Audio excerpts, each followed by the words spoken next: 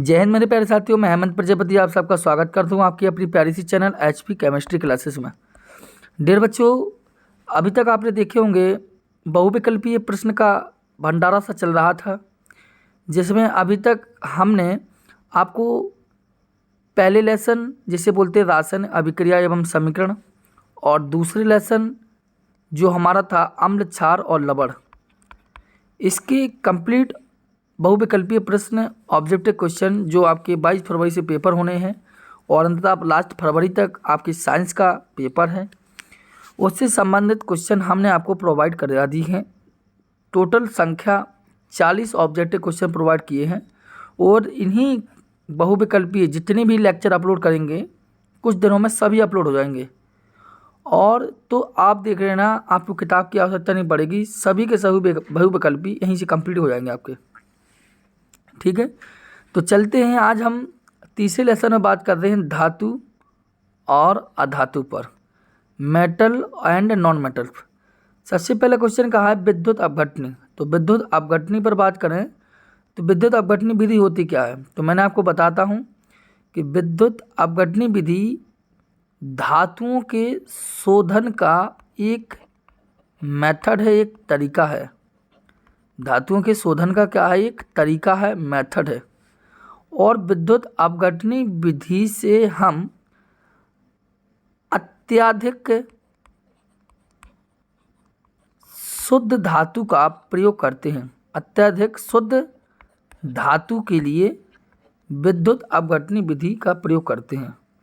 और विद्युत अपघटनी विधि में एनोड और कैथोड दो इलेक्ट्रोड भी होते हैं। पतली प्लेटों का एनोड और मोटी प्लेटों का कैथोड विद्युत अपघटनी विधि में लगा होता है। क्वेश्चन ने कहा है कि विद्युत अपघटनी परिष्करण में अशुद्ध धातु को बनाया जाता है।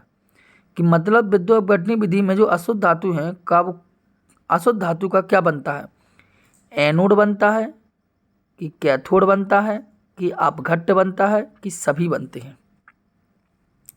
कि विद्युत अपघटनी विधि में अशुद्ध धातु का क्या बनता है, एनोड कि कैथोड कि अपघट्य कि सभी बन जाते हैं। तो अशुद्ध धातु का यहाँ पर एनोड बनता है। क्या बनता है, एनोड। अर्थात पहला आपका यहाँ पर ये राइट आंसर होगा। ठीक है, एनोड अशुद्ध धातु का बना होता है, ये राइट आंसर हुआ आपका। आइए अगले पर चले हम दूसरे नंबर पर। तो आपसे क्वेश्चन कहा है, दूसरे क्वेश्चन ने सीसा और टीन की मिश्र धातु को कहते हैं। मतलब सीसा जैसे और टिन, सीसा मतलब पीबी जैसे लेड बोलते हैं, और टिन बोले तो एसएन।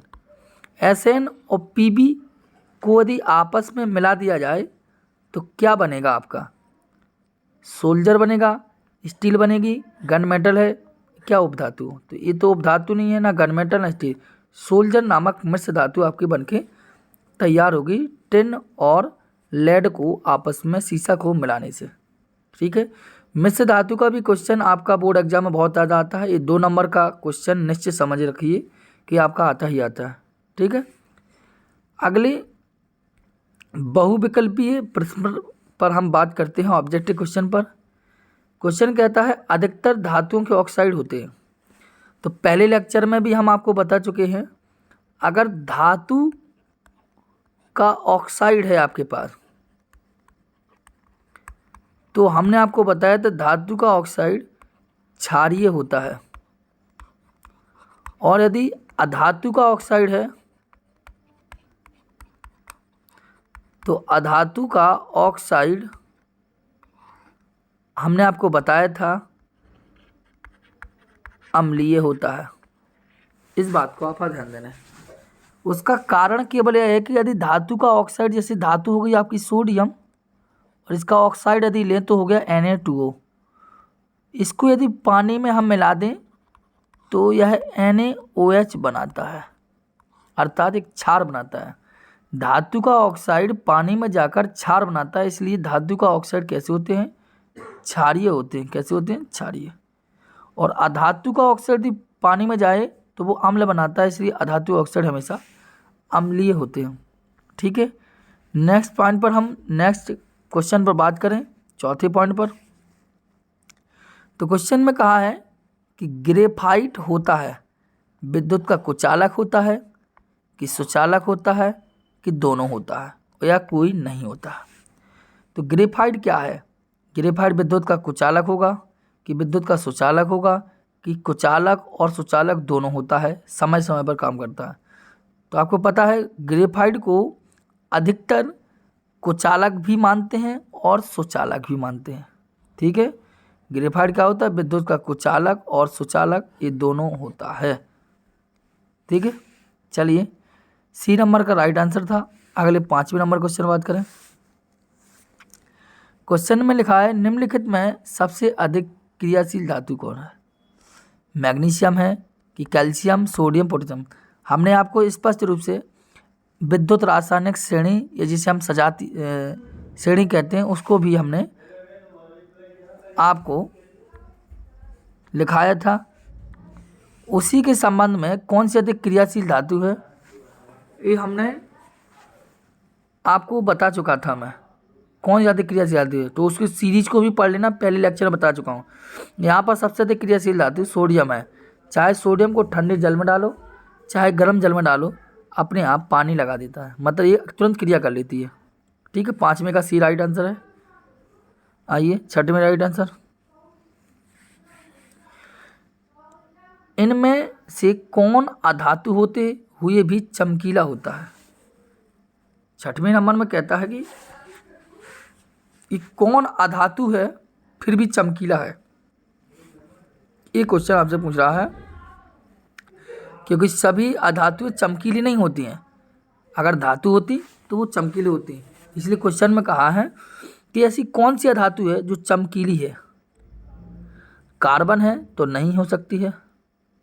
ठीक है, ब्रोमीन नहीं, केवल आयोडीन है जो अधातु भी है और वो कैसी होती है? चमकीली भी होती है। ठीक है, इस बात को ध्यान देना। आगे 6वें नंबर में बात करें, 7वें में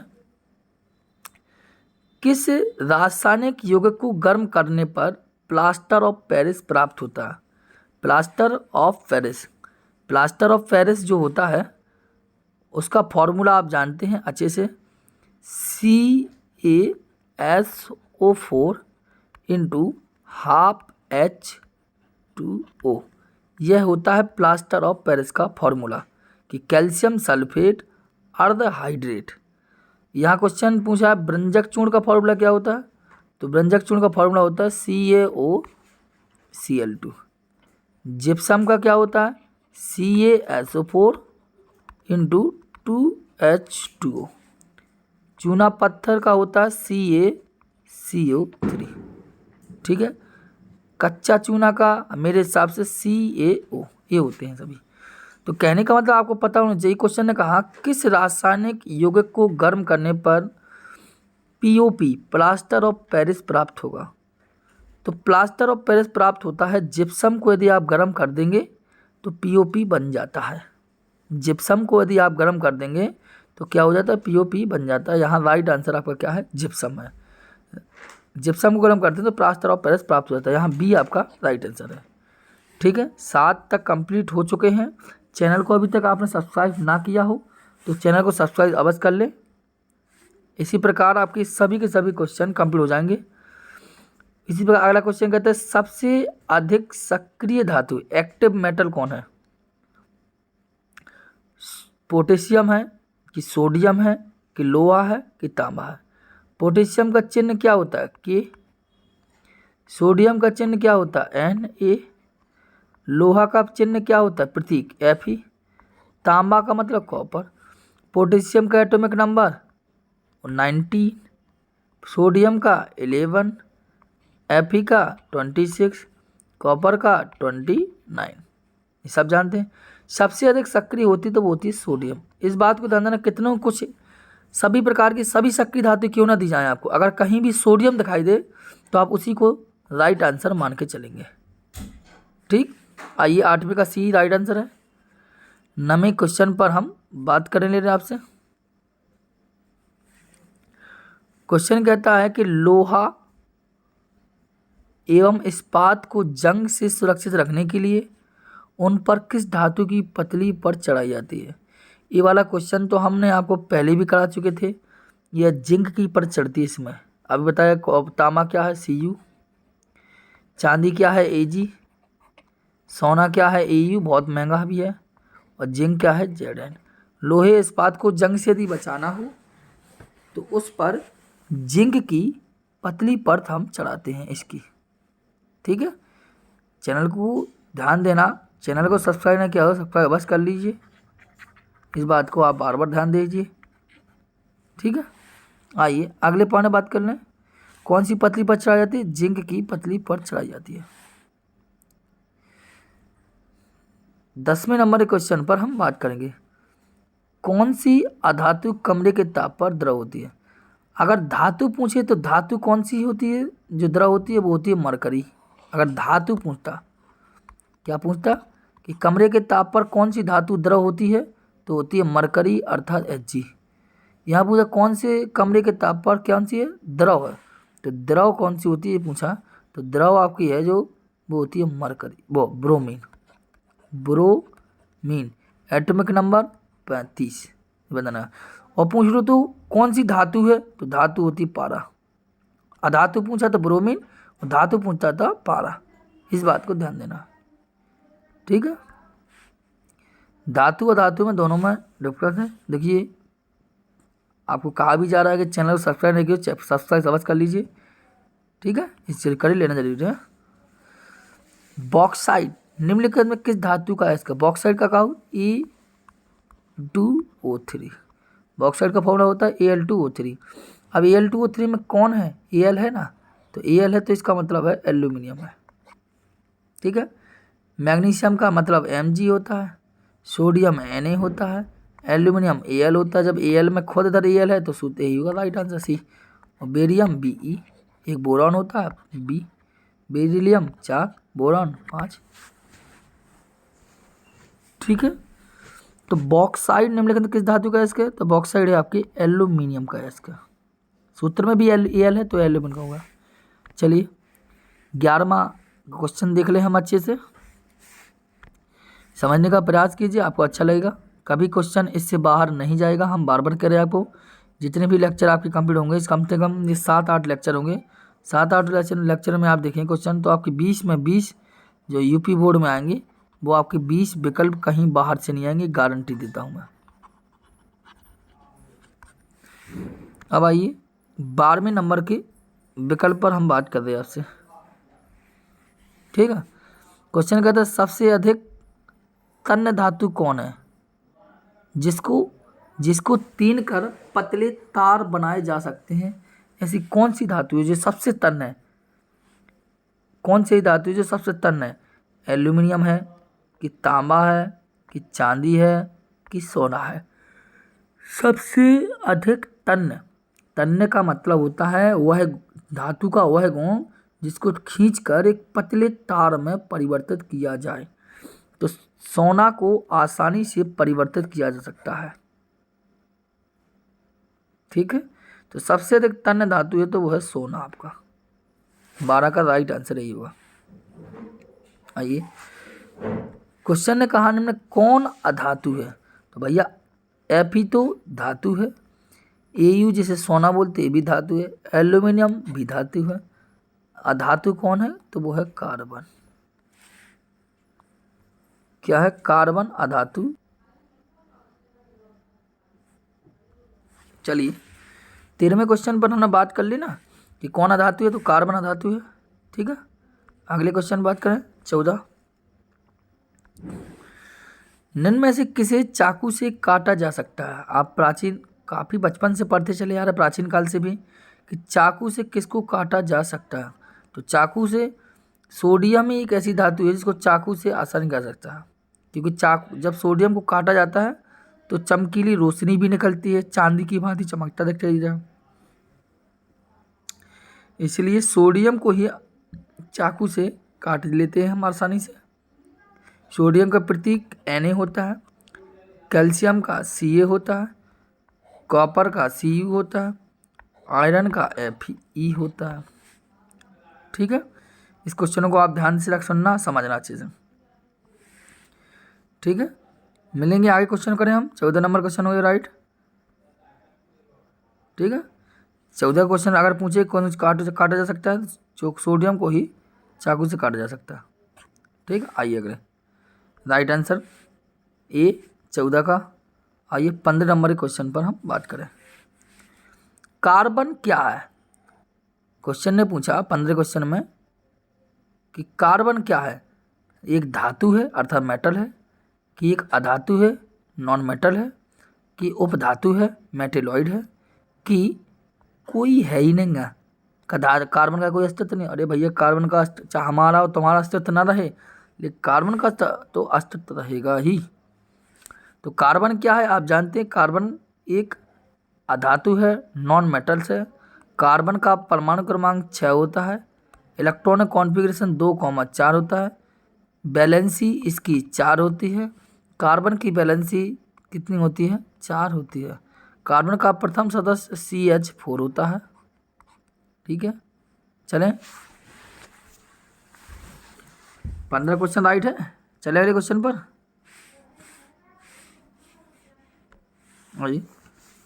निम्न में से धातुएं कौन सी हैं ये पूछ रहा है।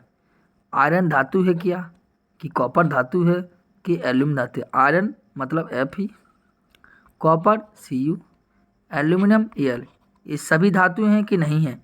तो भैया आयरन हुआ, कॉपर हुआ, एल्यूमिनियम हुआ, मैग्नीशियम, ये सभी की सभी क्या है? धातु। अर्थात अपना डी राइट आंसर है 16 का। ठीक है, चलें अगले क्वेश्चन पर। आइए 17 नंबर क्या कहता है। शुद्ध रूप में धातु की सतह कैसी होती है? अगर धातु शुद्ध है तो उस रूप में धातु की सतह कैसी होगी? रंग बिरंगी होगी? नहीं। भद्दी होगी? नहीं। पतली होगी? नहीं। क्या होगी? अगर शुद्ध धातु है तो चमकदार होती है। शुद्ध धातुएं चमकदार होती हैं और अशुद्ध धातुएं कभी चमकदार नहीं होती। इसका मतलब 17 का क्या हुआ? ए राइट आंसर हुआ। चलिए अगले 18वें क्वेश्चन में। धातु को पतले तार के रूप में खींचने के गुणधर्म को क्या कहते हैं? अभी आपको बताया है कि धातु का वह गुण जिसे क्या पतले तार में परिवर्तित किया जा सकता है। तो धातु का वह गुण क्या कहलाता है? आपका तन्य कहलाता है, तन्यता कहलाता है। और सबसे अधिक तन्य धातु हमने आपको बताया है Au है, जिसे हम सोना कहते हैं। बहुत महंगा भी है डियर। आइए ठीक है, समझ में आ गई बात इसको।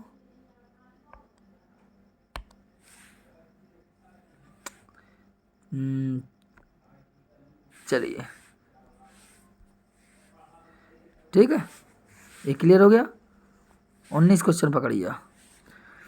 1 ग्राम सोने से कितनी लंबी तार बनाई जा सकती है? तो इसको सबको पता होगा, ये 2 किलोमीटर की लंबी तार बना सकते हैं। 5 किलोमीटर की नहीं, 4 किलोमीटर नहीं, 6 किलोमीटर नहीं, केवल 2 किलोमीटर तक की लंबी तार बनाई जा सकती है 1 ग्राम सोने से। तो ध्यान देना, 1 ग्राम सोने से पतली तार कितना? 2 किलोमीटर तक की पतली तार बनाई जा सकती है। आप समझ लीजिए कि 1 ग्राम सोना कितना इम्पोर्टेंट है, कितना तन्यता का गुण पाया जाता है। 20 का राइट आंसर सुनिए। धातुओं की तुलना में अधातुओं की संख्या अधिक होना चाहिए मेरे हिसाब से। क्या होगी? धातुओं की तुलना में अधातुओं की तुलना अधिक नहीं होगी, ना बराबर है ना बहुत अधिक है, मतलब कम होगी। धातुओं की तुलना में अधातुओं की संख्या कम है। क्योंकि आपको अभी कक्षा 11 में जाओगे जब पढ़ोगे आप, या अभी पढ़ा भी है आपने कुछ, आपका लेसन हट चुका है तत्वों का वर्गीकरण वाला, इसलिए नहीं पढ़ा होगा। अभी आप भविष्य में पढ़ोगे, आप धातु वो वर्गीकरण पढ़ोगे, बोले तो आवर्त सारणी के बारे में, तो आपको पता है, टीचर बताएगा कि डी और एफ ब्लॉक में सभी की सभी धातुएं रखी गई हैं, अधातु नहीं। ठीक है, आइए देख लीजिए, ये आप खुद देख लीजिए। ये आ गया आपका चौथा चैप्टर, जिसका नाम है कार्बन और उसके यौगिक, चैप्टर 4। अभी तक केवल क्या था? अभी केवल 3 लेसन निपट चुके हैं आपके। अब आया चौथा। ठीक है, ये और दूसरी बात बता दूं, 20 क्वेश्चन आपने कंप्लीट कर लिए, अब शेष रहे 20 क्वेश्चन। अगर 20 क्वेश्चन को अच्छे से करना चाहते हैं तो तैयार रहिए, और ध्यान से समझने का प्रयास कीजिए। आइए, धीमे धीमे इसलिए ले रहा हूँ कि आपको समझा सकूँ मैं। देखिए, क्वेश्चन का कार्बन और हाइड्रोजन से संयोग कर क्या बनता है। तो कार्बन और हाइड्रोजन के संयोग से क्या बनता है, आयनिक यौगिक बनता है कि हाइड्रोकार्बन बनता है कि हैलोजन बनता है कि अम्लजान बनता है। ठीक है, इसको बताना है। तो पहले बता दूं, आप खुद जानते हैं एक वर्ड को हाइड्रो कार्बन, हाइड्रो का मतलब होता है हाइड्रोजन और कार्बन का मतलब होता है कार्बन, मतलब सी और एच ये आपस में यदि मिल जाए तो इसे बोलते हैं हाइड्रोकार्बन। तो यहाँ क्वेश्चन ने वही कहा कि कार्बन और हाइड्रोजन से क्या मिलकर बनता है, हाइड्रोकार्बन। तो भैया आपका बी यहाँ राइट आंसर। आप खुद जानते हैं हाइड्रोकार्बन दो टाइप के होते हैं, एक तो आपका संतृप्त है, ठीक, एक आपका असंतृप्त है। संतृप्त हाइड्रोकार्बन विकला जिनके कार्बन कार्बन के मध्य केवल सिंगल बॉन्ड हो, और असंतृप्त विकला जिनके कार्बन कार्बन के मध्य डबल बॉन्ड और कार्बन कार्बन के मध्य ट्रिपल बॉन्ड होते हैं। ठीक है, इस बात को आप जानते हैं अच्छे से। दूसरी बात, यहाँ क्वेश्चन ने कहा हैलोजन, हैलोजन का मतलब होता है एक्स, जिसे हम एक्स इस पर कहें, और एक्स का मतलब होता है जैसे फ्लोरीन आ जाए या क्लोरीन आ जाए या ब्रोमीन आ जाए या आयोडीन आ जाए, इनमें से कोई भी FCl BRI में से कोई भी मिल जाए तो समझ जाइए वो हैलोजन है, वो क्या कहलाता है, हैलोजन। ठीक है, आप चलें भाग अगले क्वेश्चन पर। ये क्वेश्चन कंप्लीट हो गया आपका। आइए, क्वेश्चन कहता है ईथेन में कितने सहसंयोजक आबंध है। ईथेन का फॉर्मूला क्या होता है, C2H6। क्या होता है, C2H6। इसकी संरचना बनाइए, एक कार्बन सिंगल बॉन्ड एक कार्बन, कितना हाइड्रोजन है, 6, 1 2 3 4 5 और ये 6, तो एक H H H H H H जी आपका क्या लगेगा, एथेन। अब इसमें देखिए सहसंयोजक बंध कितने हैं, कितना बॉन्ड बना है इसमें। तो सर जी एक तो बॉन्ड आपका ये बना है, एक बॉन्ड ये बना है, एक बॉन्ड यहाँ 2 3 4 5 6 और एक वाला बॉन्ड ये बनाया। टोटल कितने बॉन्ड बने हैं, 7। 7 बॉन्ड बने, इसका मतलब 7 सहसंयोजक बंध इसमें होंगे। बात समझ में आ गई ना। जितना जैसे हमने कहते CH4 में कितना सहसंयोजक बंध होगा, तो CH4 को बना लिए C, एक H, दूसरा H, तीसरा और चौथा। कितने बॉन्ड बन रहे, एक J बॉन्ड बना, दूसरा, तीसरा और चौथा, तो 4 बॉन्ड बन रहा है। इसका मतलब मैथेन में 4 सहसंयोजक बंद हो गए। और एथेन में कितने बन रहे थे, 6। दोबारा बना कर समझाऊँ मैं, 1 2, आप खुद दिमाग लगा लीजिए अच्छे से। तो कितना बॉन्ड बनेगा, 1 2 3 4 5 6 और एक बीच का 7, तो 7 बॉन्ड में थे, 7 सहसंयोजक बंद बनेंगे इसमें। चलें अगले क्वेश्चन पर, चलें, बोलो हाँ।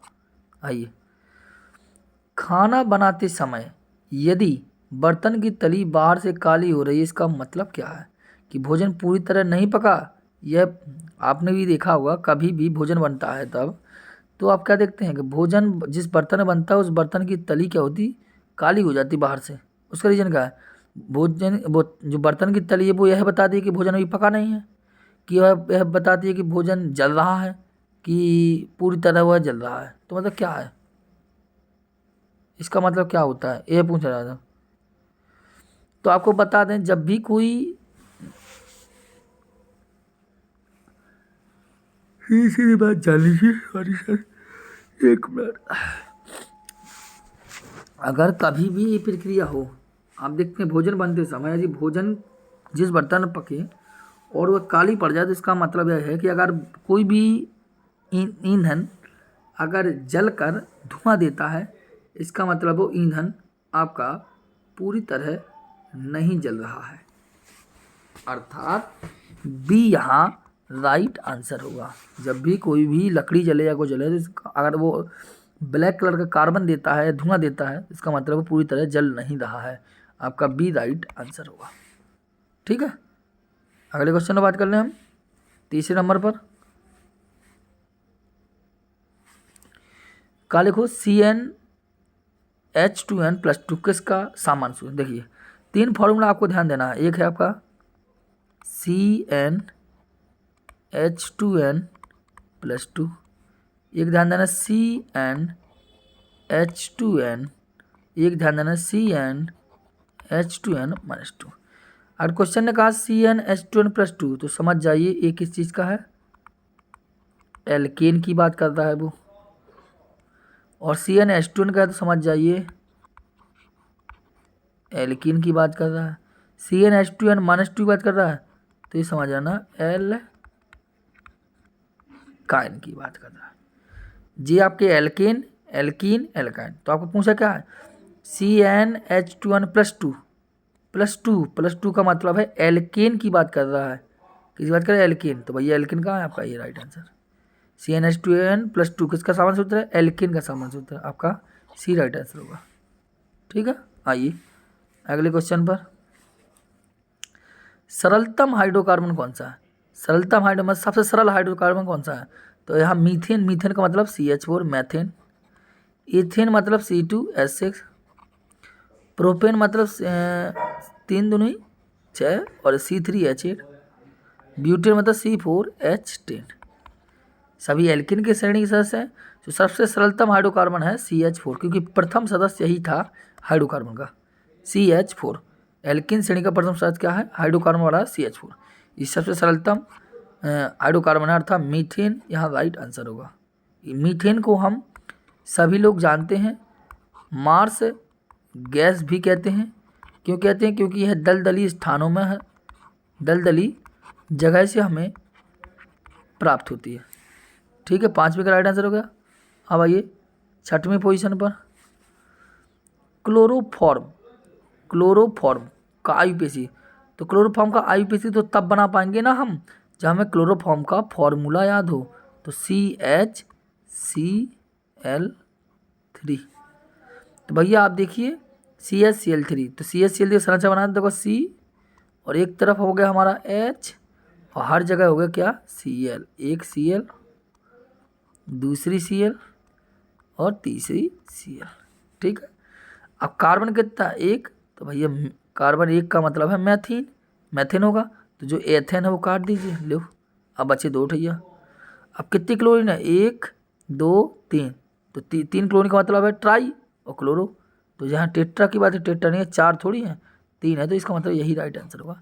एक कार्बन है सो मैथ, तो हमने दोनों काट दिए क्योंकि एथ है। 3 क्लोरीन से ट्राई और क्लोरीन से क्लोरो, तो ट्राई क्लोरो मैथेन आपका, ये आपका राइट आंसर होगा, ट्राई क्लोरो मैथेन। 6वां क्लियर है। आइए 7वें नंबर पर वायुमंडल में CO2 गैस की उपस्थिति कितनी है, ये आप सब जानते हैं।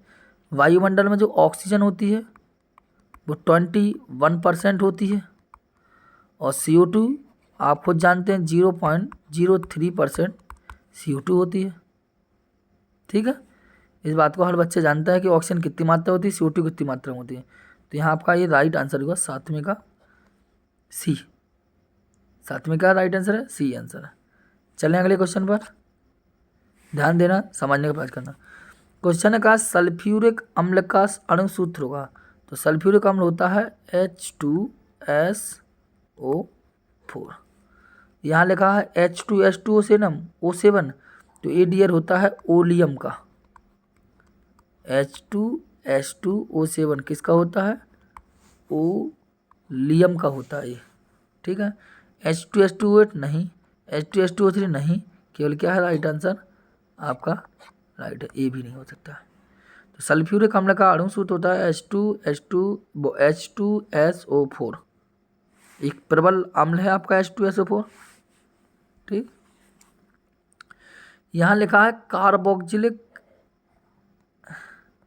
कार्बोक्सिलिक एसिड समूह कौन है, मतलब इनमें से कार्बोक्सिलिक समूह कौन सा है, तो भैया जो CHO है यह है आपका एल्डिहाइड समूह है।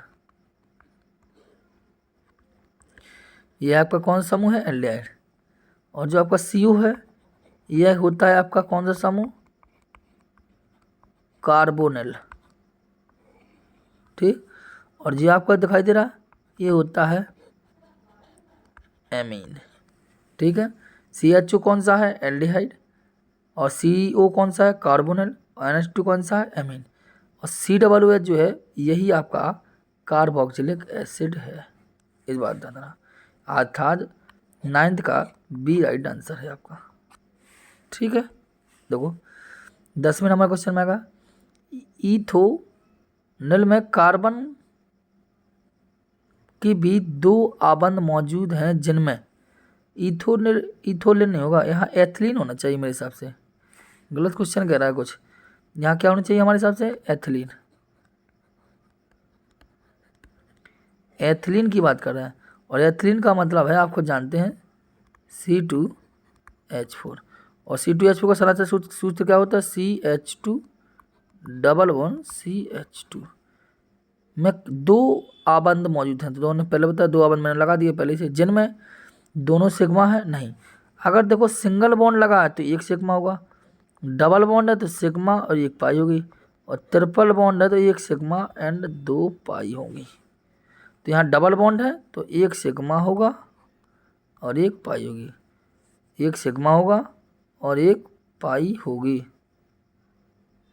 देखो दोबारा पूछ रहा हूँ मैं, इथोलिन तो होगा नहीं मेरे हिसाब से, यहाँ मेरे हिसाब से क्या होना चाहिए?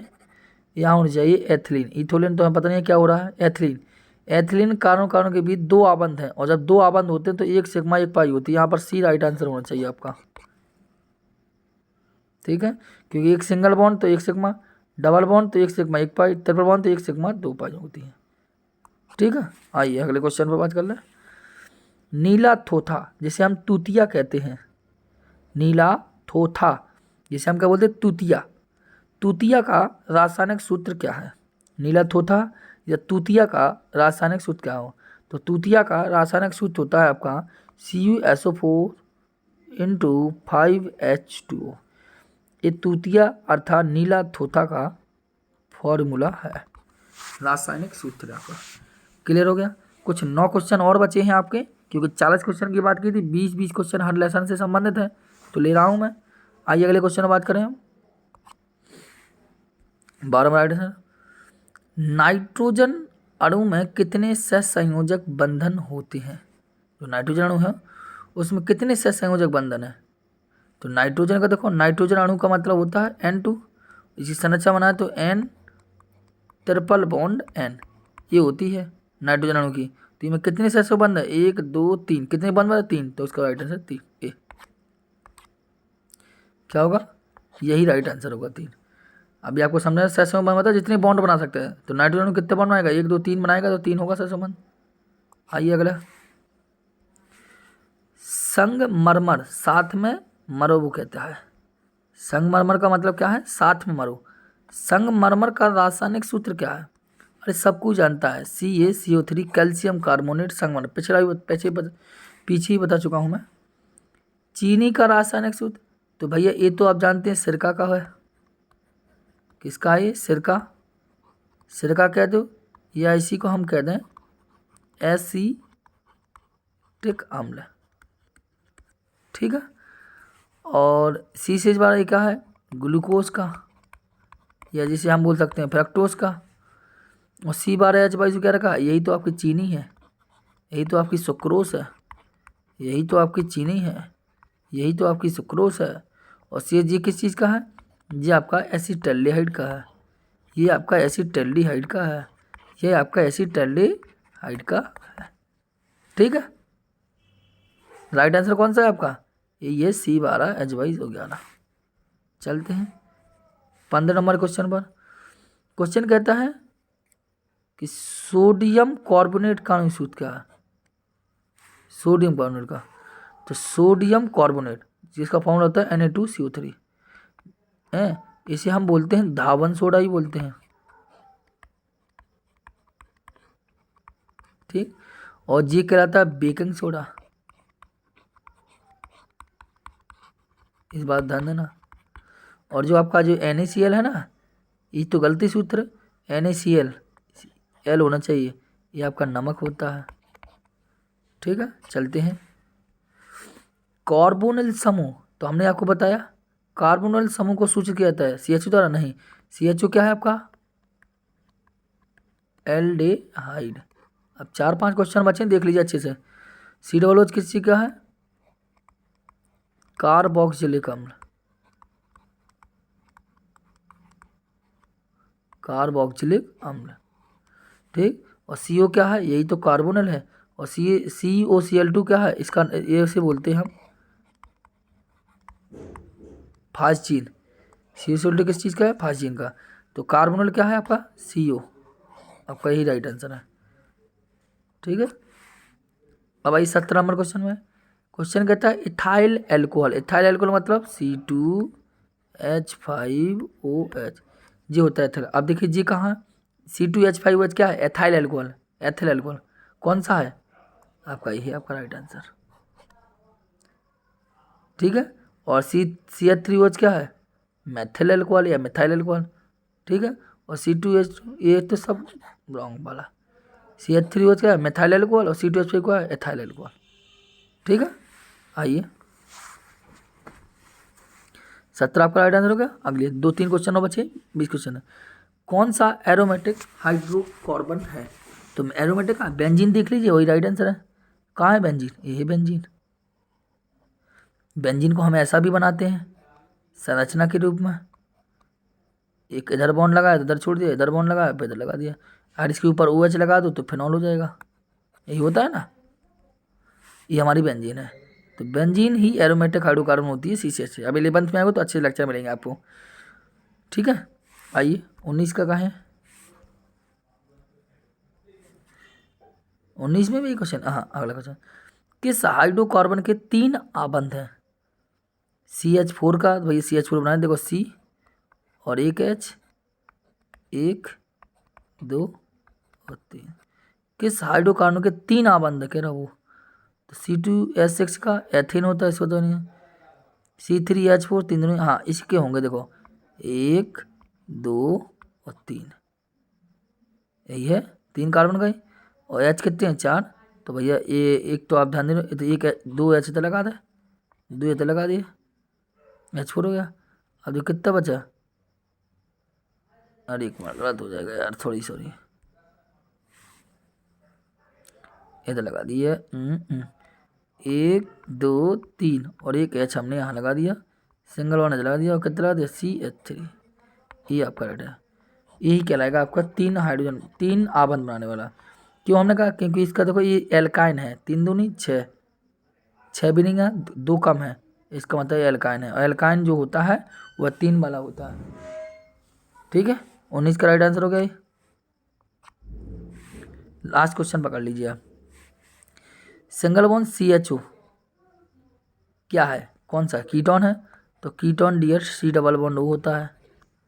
एल्डिहाइड डियर CHO होता है। एल्कोहल डियर OH होता है। और कोई नहीं की तो बात ही नहीं है।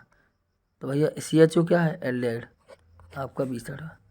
तो डियर ये क्वेश्चन हुए आपके 20 आपके चौथे चैप्टर के हो गए, और 20 आपके तीसरे चैप्टर के कंप्लीट हो चुके हैं।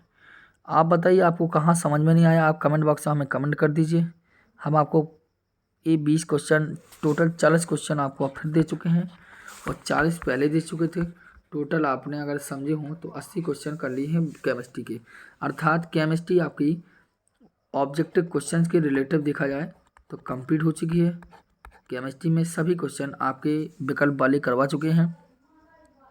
अब आपके चलेंगे तो फिजिक्स या बायोलॉजी के चलेंगे, फिर फिजिक्स चलेंगे, ठीक है। इनका कंप्लीट कर लीजिए, आप अच्छे से समझ लीजिए, सोच लीजिए, ठीक है। मिलते हैं हम आपसे फिर एक बार अच्छे से। जय हिंद।